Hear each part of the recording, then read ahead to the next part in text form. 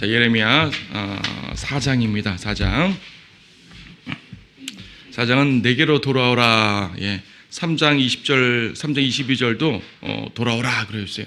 예레미야에서는요, 돌아오라는 말씀들이 꽤 많이 나와요. 돌아오라. 타락한 이스라엘과 유다, 특히 유다에게 경고하신 메시지이기 때문에 더욱더 그렇습니다. 자, 4장 읽습니다. 주가 말하노라, 오 이스라엘아, 내가 돌아오려거든 내게로 돌아오라. 내가 내 목전에서 너의 가증한 것들을 버리면 내가 흔들리지 아니하리라. 또한 내가 진리와 공의와 의 안에서 주께서 살아가시거니와 라고 맹세할 것이요, 민족들은 그 안에서 스스로를 축복하겠고 그 안에서 자랑하리라. 주가 유다와 예루살렘 사람들에게 이같이 말하노니 너희의 문 땅을 갈고 가시나무 사이에 씨 뿌리지 말라. 너희 유다의 사람들과 예루살렘의 거민들아, 너희 자신들을 할례하여 주께 속하고 내 마음의 포피를 베어내라. 그리하여 너희의 행위의 악함으로 인하여 나의 진노가 불같이 나와서 사르지 않게 하라. 그것을 아무도 끌 수 없으리라. 자, 5절까지 읽겠습니다. 내게로 돌아오라 그랬어요. 돌아오기는 돌아오되 다른 데로 가면 안 된다는 얘기입니다. 내게로 돌아오라, 주님께로 돌아오라라고 말하는 거죠. 돌아오되 다른 이에게 갈 수 있습니까? 예, 그럴 수 있어요. 얼마나 많은 사람들이 행실의 회개를 하는데요. 그런데 행실의 회개, 행실의 돌이킴을 해요. 그런데요, 주님께 돌아와서 하나님의 말씀에 따라서, 즉 하나님께 무릎을 꿇는 행실의 돌이킴이 아니라 단지 좀 악한 삶을 선한 삶으로 바꾸는 그런 행실의 돌이킴을 이렇게 많이 하잖아요. 예, 그것도 나쁜 건 아니죠. 세상적으로 도덕적으로 말하면 예, 좋은 겁니다. 당연히 악행을 중지하고 선행을 하는 거 얼마나 좋은 거겠습니까? 하지만 주님께서는 결코 그런 것을 요구하지 않습니다.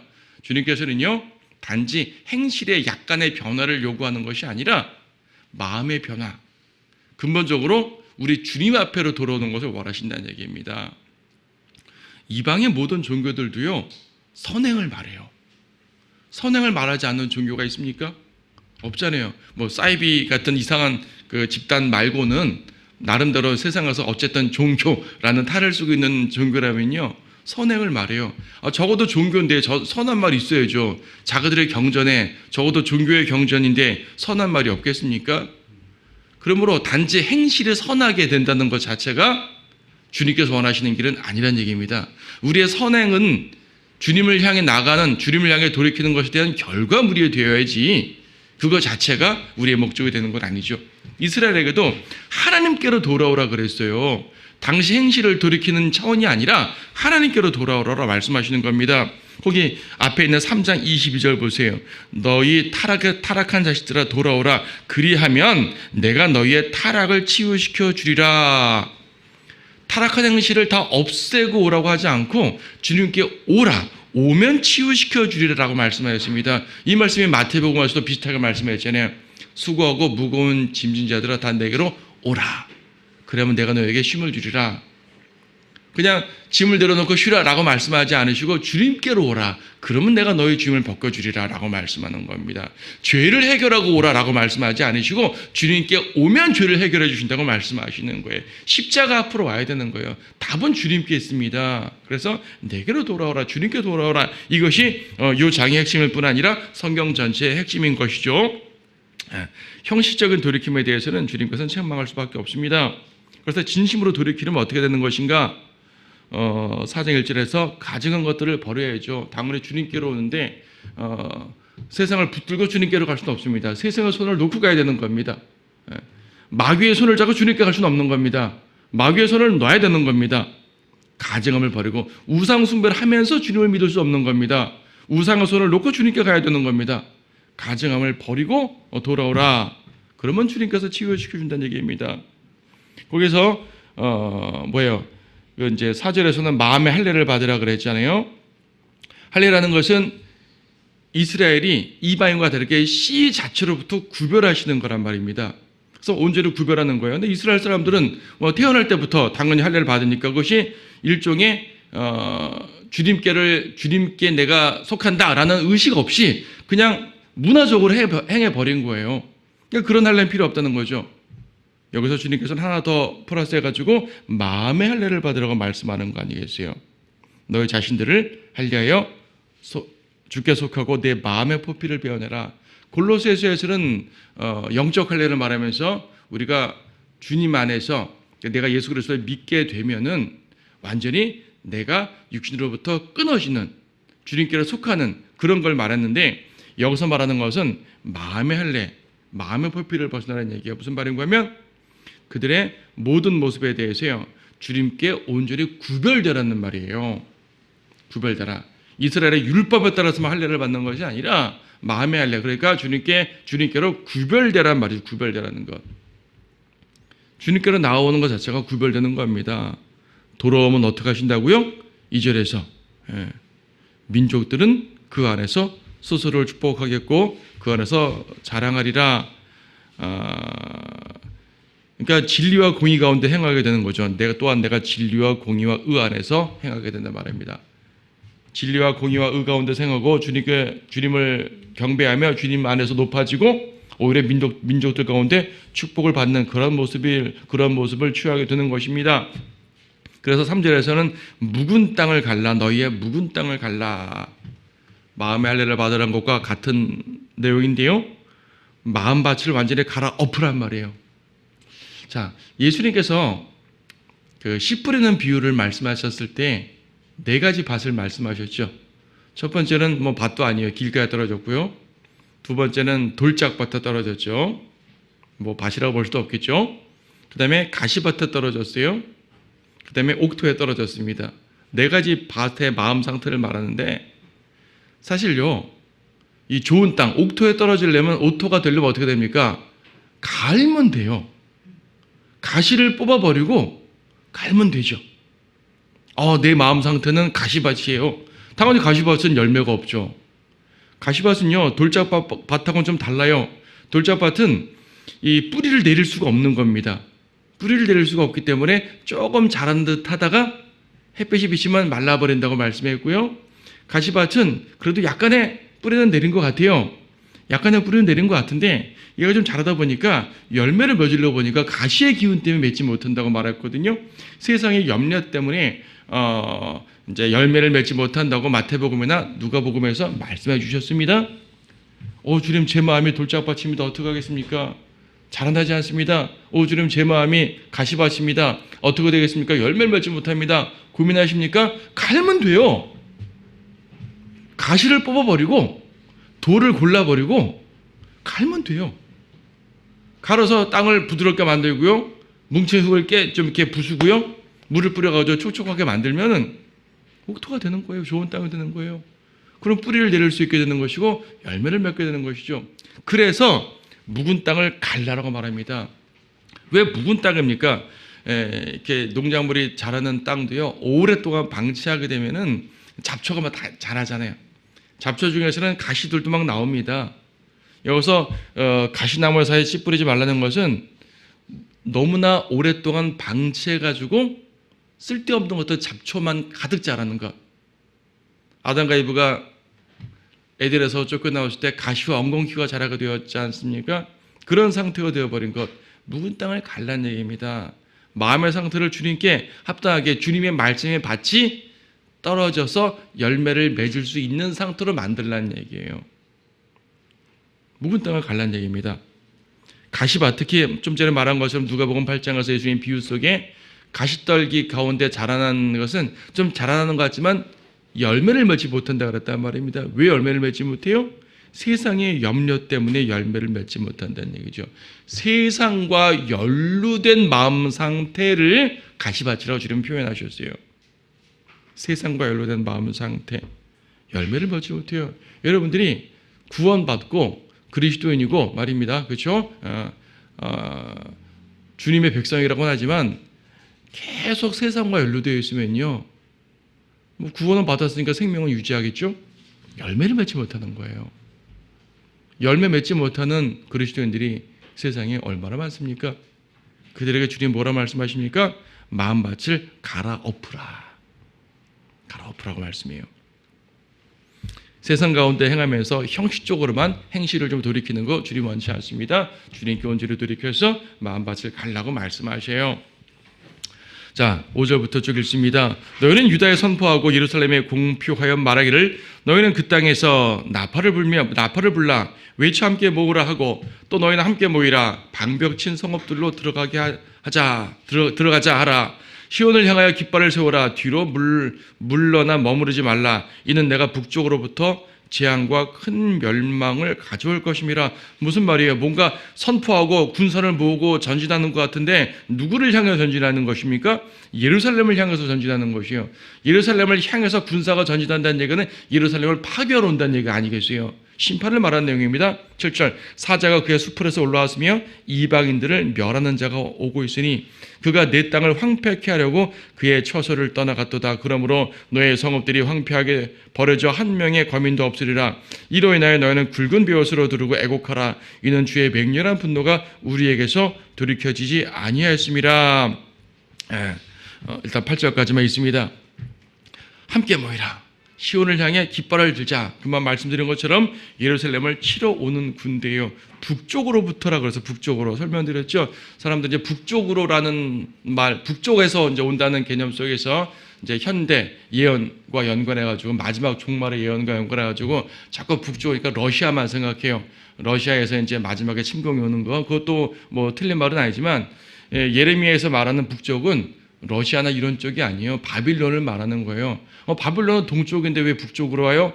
바빌론이 오는 길이, 바빌론에서 예루살렘까지 오는 길은 중간에 아라비아 사막이 있어요. 그래서 유프라테스 강을 따라서 쭉 북쪽으로 전진했다가 북쪽에서 내려오는 거예요. 그래서 북쪽에서 오는, 예루살렘 편에서 보거든 북쪽에서 오는 거죠. 예루살렘 편에서 보거든 다 북방민족이에요. 사실은 동방민족인데 북방민족인 거예요. 그래서 이제 이들이 바빌론에서 침략하는 모습인데 바빌론을 지금 뭐라고 말하냐면 7절에서 사자. 여러분 사자라고 말하면요 성경에서 사자처럼 두 종류로 다 쓰이는 짐승이 없는 것 같아요. 양 같은 경우는 선한 짐승으로 쓰이잖아요. 뱀은 악한 짐승으로 쓰이잖아요. 뱀을 선하다 말하는 경우는 없잖아요. 그렇죠? 근데 사자 같은 경우는 그리스도를 상징할 때도 있고 마귀를 상징할 때도 있어요. 그렇죠? 왜 그렇습니까? 사자는 용맹하고 힘세잖아요. 우리 주님도 용맹하고 힘세시고요. 마귀도 용맹하고 힘세요. 다만 마귀는 악한 힘이고 우리 주님은 의로운 힘이죠. 그리고 우리 주님이 더 강한 힘이죠. 당연히 뭐 두말할 나위 없습니다. 예수님께서 유다 지파의 사자라고 계시록에서도 언급되는 것처럼 우리 주님은 사자의 모습이에요. 세상의 모든 악한 것들을 그분의 용맹함으로 갈기갈기 찢어버리시고 포효하시면서 승리를 드러내실 것입니다. 하지만 성경에서는요 악한 모습의 사자들을 훨씬 더 많이 언급하는 것 같아요. 여기서 사자라고 해서 다 주님을 말하는 게 아니라는 사실을 우리가 알아야 됩니다. 문맥적으로 봐야죠. 사자가 수풀에서 올라왔어요. 이방인들을 멸한대요. 이방인들을 멸한다니까 우리 주님 아니신가? 근데 그것이 아니고요. 바빌론이 쳐들어올 때 바빌론은 유다만 멸하려고 온 것이 아니에요. 유다만 딱 표적 집어서 유다만 멸하자 간 것이 아니라 바빌론의 이 특성은 뭐냐면 모든 민족들을 다 멸하면서 자기 발밑에 집어넣는 거거든요. 바빌론의 입장으로는 유다는 여러 민족들 중에 하나일 뿐이에요.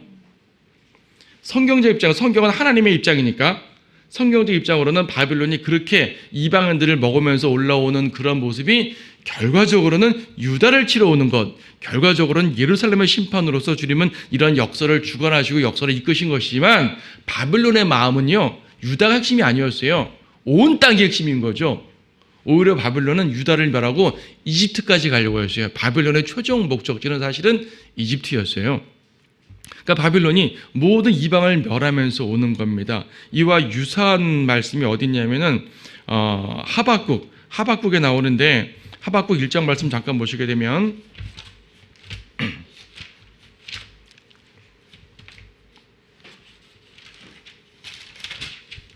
하박국 1장 17절에 보게 되면은 그런 말씀이 있죠. 선지자가 하나님께 간구하는 이제 기도 중에 하나인데 하박국 1장 17절에 보게 되면 그러므로 그들이 그들의 그물을 비우고 계속 민족들을 살해하는 것을 자제하지 말아야 하리까. 바빌론이 자기의 그릇에 이방인들을 채우고 또 비우고 또 채우고 또 비우고 또 채우고 또 비우고 그런 일들을 계속한단 말입니다. 바빌론은 그런 모습으로 파죽지서로 달려왔어요.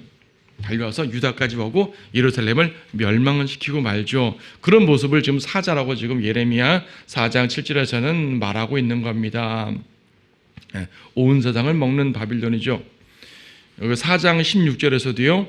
너희 민족들에게 말하라. 보라, 예루살렘을 거슬러 공표하여 파수보는 자들이 먼 나라로부터 와서 유다의 성읍들을 향하여 소리를 지른다 하라. 먼 나라로부터. 바빌론은 상당히 먼 나라입니다. 지금도 이스라엘에서 바빌론까지는 먼 지역이지만은 고대에는 얼마나 더 멀게 느껴졌었어요. 그렇죠? 먼 나라에서 와서 파괴시키고 있습니다. 10절에 보게 되면 특별한 표현이 있네요.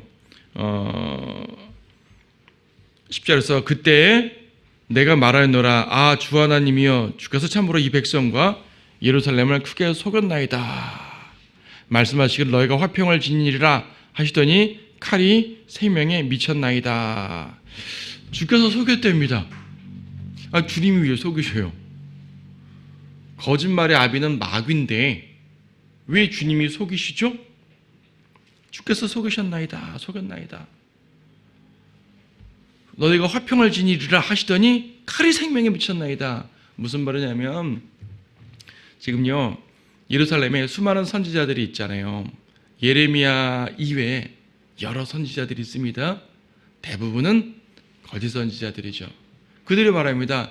화평이 있으리라, 화평이 있으리라. 근데 주님께서 그들을 속이신 거예요. 주님이 왜 속여요? 그들이 하나님의 말씀을 지속적으로 의도적으로 거절하게 되면 그래 한번 해봐 하고 속인다는 얘기입니다. 그런 의미로 속인다는 얘기죠. 주님이 악한 마음으로 속인다는 말씀이 아니라요. 자, 하나님께서 거짓의 영을 허락하시는 경우들이 있어요. 하나님께서는 의로우신 분이고 참된 분이고 진리십니다. 하지만 거짓의 영을 허락하시는 겁니다.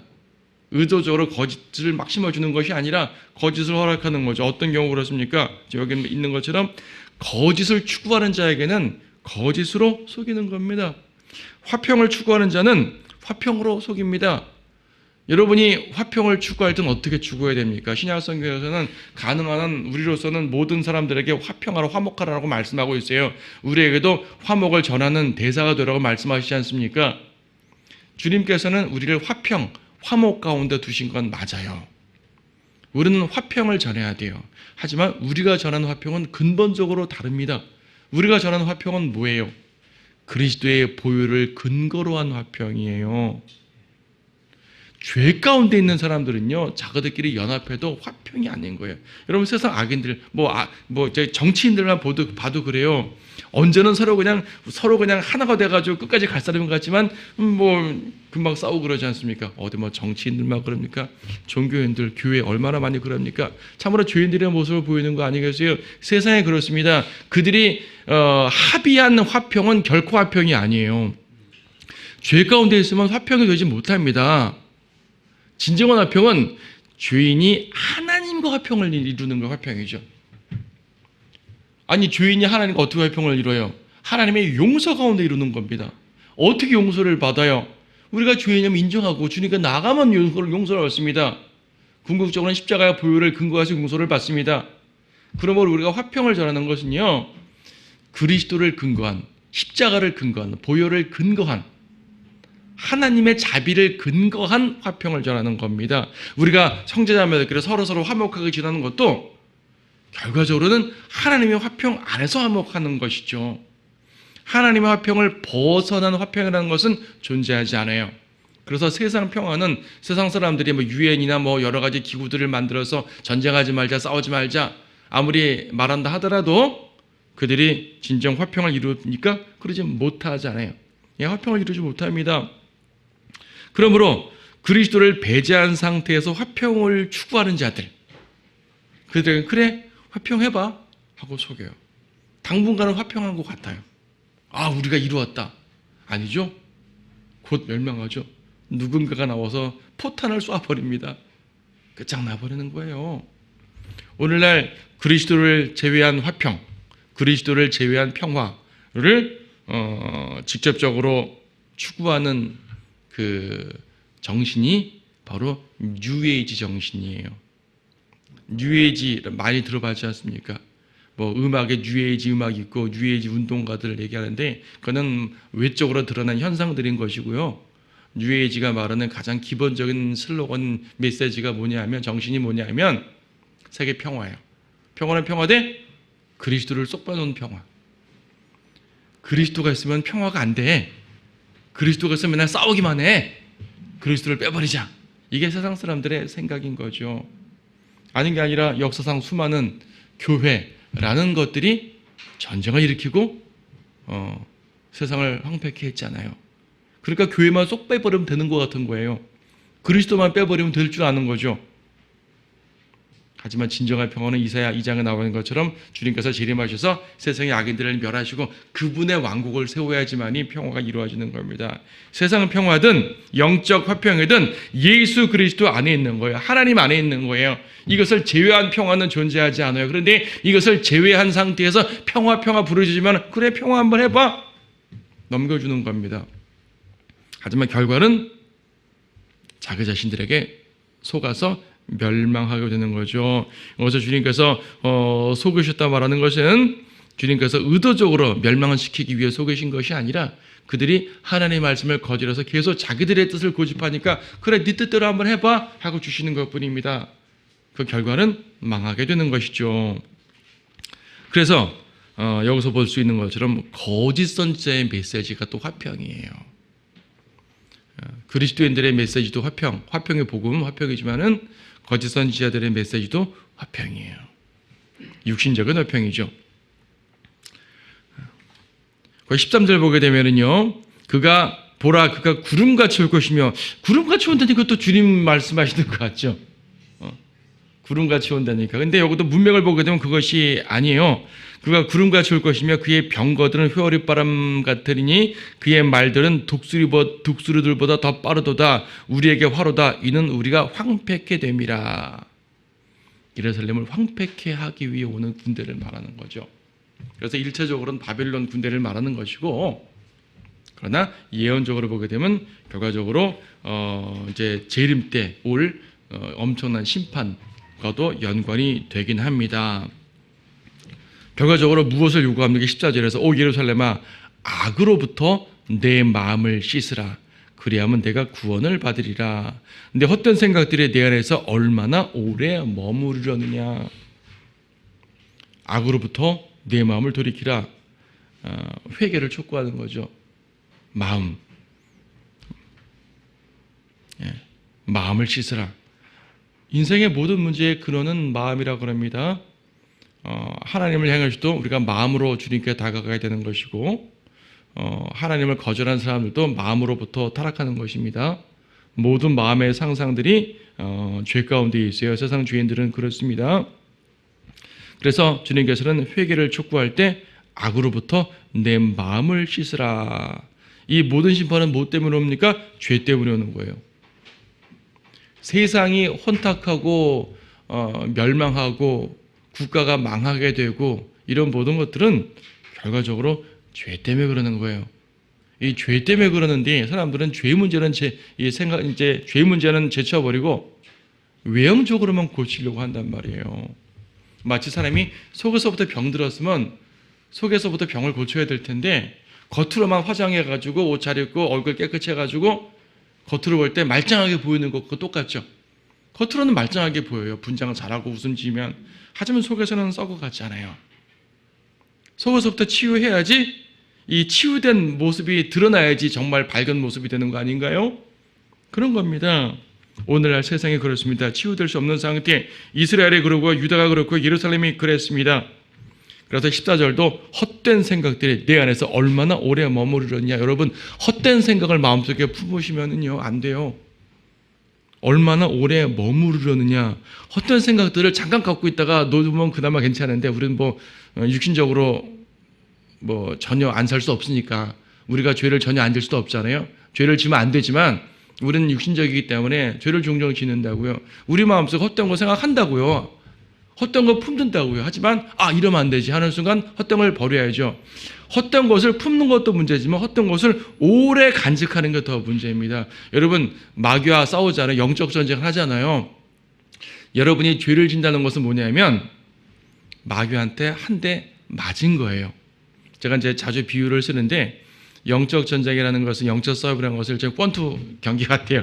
비유를 하자면 권투 하다 보면 때리기도 하고 맞기도 하잖아요. 그렇죠? 맞기도 하지만 궁극적으로 이기면 돼요. 상대방이 때려가지고 내가 일시적으로 살짝 넘어질 수도 있어요. 그렇죠? 넘어질 수도 있어요. 하지만 넘어져서 주저앉으면은 그는 KO패 당하는 거고 발딱 일어서면 다시 싸울 수 있는 거죠. 우리가 죄를 졌다는 것은요. 마귀한테 몇 대 맞은 겁니다. 너무 심하게 맞아서 무릎을 꿇을 때도 있습니다. 하지만 주님께서는 쇠약한 무릎을 일으켜 세우라라고 말씀하시는 거죠. 넘어진 것보다 더 나쁜 것은 주저앉아 있는 거예요. 넘어진 것도 안 되지만 그래도 넘어질 수 있어요. 우리는 모두가 넘어지거든요. 주저앉는 게 나쁩니다. 마음의 악한 상상을 품을 수 있지만 이 악한 상상을 계속 유지하는 건 더 나쁘다는 얘기입니다. 세상으로 한 발짝 나갈 수는 있지만 세상에서 오래 머물러면 안 된다는 얘기입니다. 바로 돌아와야 되는 거죠. 이게 육신적인 그리스도인과 영적인 그리스도인의 차이라고 생각할 수 있겠습니다. 자, 북왕국의 죄악들이 남왕국으로 막 몰려 내려왔습니다. 그래서 주님께서는 회개를 촉구하시면서 그들에게 책망하시는 겁니다. 15절에서 이는 단으로부터 한 음성을 선포되며 에프라임 산으로부터 악이 공포됨이라. 단지파, 에프라임 지파, 다 북쪽 지파들을 말하는 거예요. 북쪽에서부터 악이 내려왔어요. 죄악이 내려왔어요. 그걸 또 덥석 잡았어요. 그래서 앞에 3장 가서 봤잖아요. 지난주에 덥석 잡았어요. 그리고 그런 죄악들이 유다에서 더욱더 활개치게 됩니다.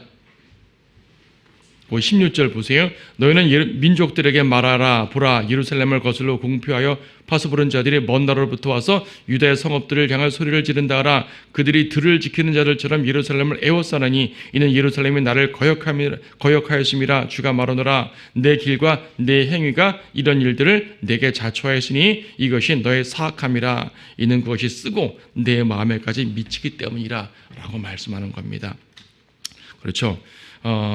내 행위가 이런 일들을 내게 자초하였다. 행위가, 죄악된 행위가. 모든 심판의 이유는 죄예요. 다른 거 없습니다. 죄 말고 심판하시는 이유가 있습니까? 하나님께? 없죠. 첫 번째 피조 세계도 사탄의 타락, 죄 때문에 멸망한 것이고요. 에덴의 축복도 죄 때문에 사라진 것이죠. 그렇죠. 이스라엘에게 주셨던 모든 축복들도 그들의 죄 때문에 사라진 것이고 오늘날 세상 모든 이방 세계도 죄 때문에 그렇게 된 것이고요. 그리스도인들도 죄 때문에 징계를 받게 됩니다. 징계도 심판이니까. 자, 세 번째 부분 19절부터 쭉 읽겠습니다. 19절부터 나의 창자여 바로 내 마음이 아프고 내 마음이 내 안에서 요란하여 내가 잠잠할 수 없으니 오 나의 혼아 이는 내가 나팔 소리와 전쟁의 경고를 들었습니다. 멸망 위에 멸망이 소리지르니 온 땅이 황폐하게 됨이라. 갑자기 네 장막들이 손상되고 네 휘장들이 순식간에 손상되었도다. 내가 언제까지 그 깃발을 보며 그 나팔 소리를 들으리까. 내 백성은 어리석고 그들은 나를 알지 못하였으니 그들은 바보 같은 자식들이요 지각이 조금도 없도다. 그들은 악을 행하는 데 현명하나 선을 행하는 데는 지식이 없도다. 내가 땅을 보았더니 보라 형체도 없고 공허하며 하늘들에는 빛도 없도다. 내가 산들을 보았더니 보라 그것들은 떨고 모든 작은 산들도 가볍게 진동하더라. 내가 보았더니 보라 사람도 없고 하늘들의 모든 새들도 날아갔더라. 내가 보았더니 보라 비옥한 곳이 광야가 되었으며 거기에 있는 모든 성읍들이 주의 면전에서 그의 맹렬한 진노로 무너져 내렸도다. 이는 주께서 이같이 말씀하셨습니다. 온 땅이 황폐할 것이나 내가 완전히 끝내지는 아니하리라. 여기까지 한번 읽어보죠. 자, 여기서 지금 나의 창자여 하면서 말하죠. 내 마음이 너무나 요란하여서 잠잠할 수 없다고 말합니다. 예레미야는 잠잠할 수 없다 라는 표현을 2번 썼는데 여기서 한 번 썼고요. 또 하나는 예레미야 20장 9절에서 한 번 썼어요. 20장 9절에 보게 되면은 무슨 말씀인 거 아니? 그때 내가 말하기를 20장 9절이요. 나는 그를 언급하지 아니하고 더 이상 그의 이름을 말하지 아니하리라 하였으나 그의 말씀이 내 마음 속에서 내 뼈들 속에 사무치는 타널물 같아서 내가 참기에 지쳤고 견딜 수 없었나이다. 지금 예레미야 20장에서 말한 것은 지금 예레미야가 주님의 말씀을 전했더니 계속 방해를 받고 박해를 받는 거예요. 그러니까 더 이상 나는 말씀 전하지 않을래 하고 이제 작정했어요. 선지자가 말씀을 전하지 않겠다고 작정하니까 못 견디겠는 거예요. 내 속에서 복음이 나가고 싶어서 못 견디겠는 거죠. 하나님의 진리의 말씀이 내 속에서 나가고 싶어서 못 견디는 거죠. 이거는 거룩한 성도들의 모습이에요. 우리는 이래야 합니다.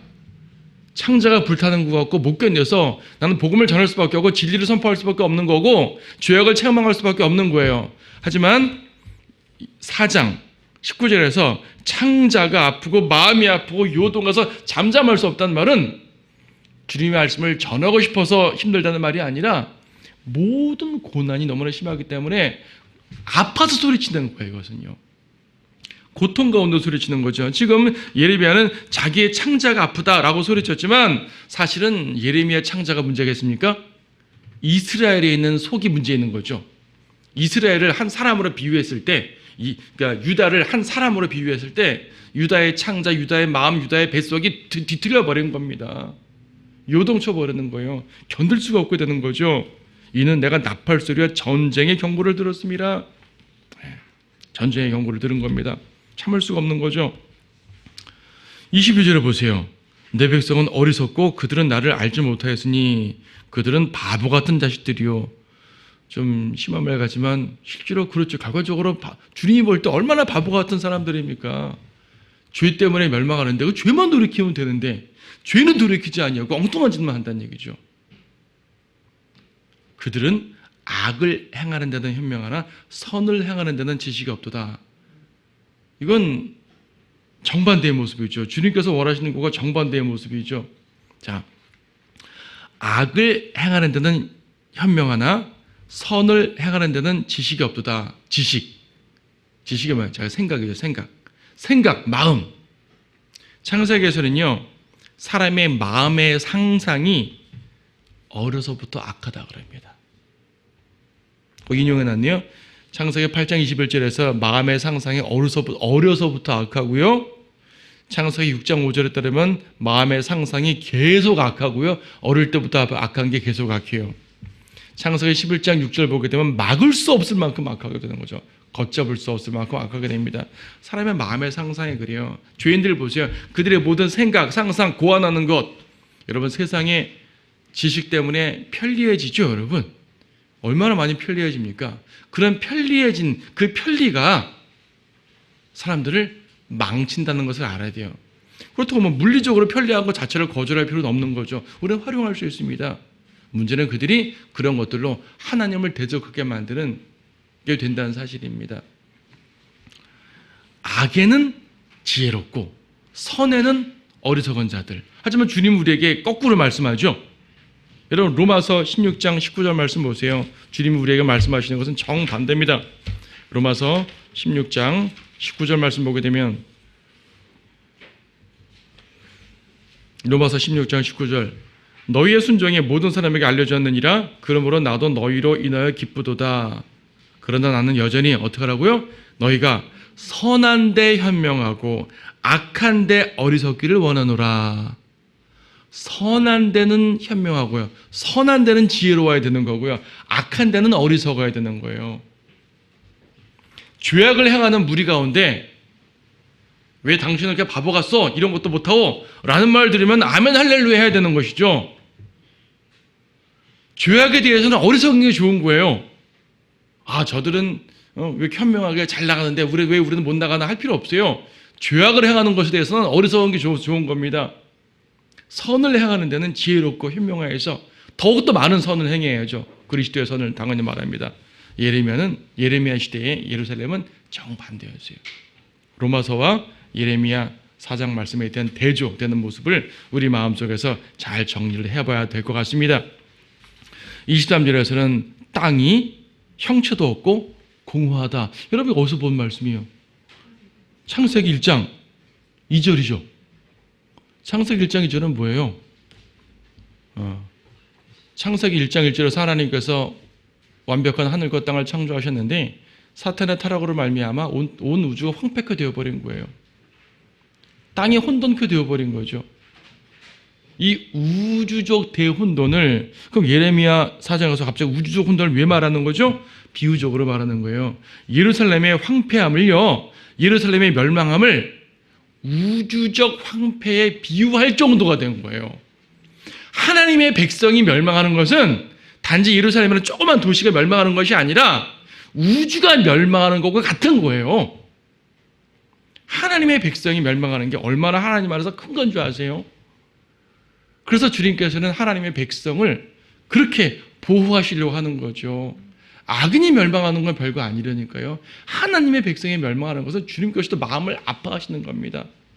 우주적 대혼돈으로 비유를 해버리셨어요. 이게 또 어디로 연결되냐면 대환란으로 연결되는 거죠. 대환란 때 그 고통은요, 창세기 1장 1절에 비유될 만큼 엄청난 극심한 멸망이 되는 겁니다. 산도 진동할 만큼. 그래서 계시록에 보게 되면은 산이 쓸려 내려가고 하늘이 쓸려 내려가고 별들이 떨어지고 이렇게 된다고 말하지 않습니까? 극심한 고통과 파괴를 말해요. 그래도 주님 뭐라고 말씀하십니까? 27절 보세요. 이는 주께서 이같이 말씀하셨음이라 온 땅이 황폐할 것이나 내가 완전히 끝내지는 아니하리라. 완전히 끝나지 아니라. 지금 문맥은요, 사실 그 31절까지 계속 대환란 얘기입니다. 그러니까 1차적으로는 예루살렘의 멸망을 말하면서 예언적으로 대환란을 예고하고 있어요. 31절에 내가 여인이 진통할 때와 같은 음성을 들었다. 여인의 진통을 말하는 것은 대환란이라고 언급드렸죠. 전체적으로는 대환란 문맥을 말하는 문맥인데 그 가운데서 주님이 은혜와 자비의 말씀을 주시는 겁니다. 27절 온 땅이 황폐할 것이나 내가 완전히 끝내지는 아니하리라. 그렇죠. 대환란 때도 그렇죠. 결과적으로 주님 재림하시면서 천년 왕국을 이루시잖아요. 유다 완전히 멸망시키셨지만 또 회복시켜 주시잖아요. 그리스도인들 우리가 죄악 가운데 때때로 타락하고 세상 가운데 나가도 주님께서 붙들어 주시고 돌이켜 주시잖아요. 물론 끝까지 돌이키지 않는 자들은 주님께서 처리해 주시기도 하지만은 그러나 주님께서는 계속 메시지를 주십니다. 성령님을 통해서 우리 안에서 역사하시고 여러 가지 환경을 통해서도 역사하시고 돌아오라 말씀하는 거죠. 주님은 그분의 백성들에게 완전히 끝내지는 아니하리라. 그러면 여러분 어떤 주님께 이제 여러분 죄로 말미암아 징계를 받거나 하더라도 당연히 징계를 받으면 겸손한 마음으로 주님께 돌이키는 건 맞지만 주님께서 나를 여전히 사랑해 주시는구나 라는 그러한 자비의 마음을 항상 기억하셔야 돼요. 주님의 자비를 기억하니까 주님께 돌아갈 수 있는 거예요. 주님이 무자비한 분이라면 아무리 돌아가도 책망만 하실 거잖아요. 주님은 돌이키는 성도들에게 항상 받아주셔요. 세상 죄인들도 주님께 돌이키면 언제든지 받아주십니다. 완전히 끝내지는 아니하리라. 하나님의 이 자비의 메시지가 항상 우리 마음속에 살아있어서 힘을 줬으면 좋겠습니다.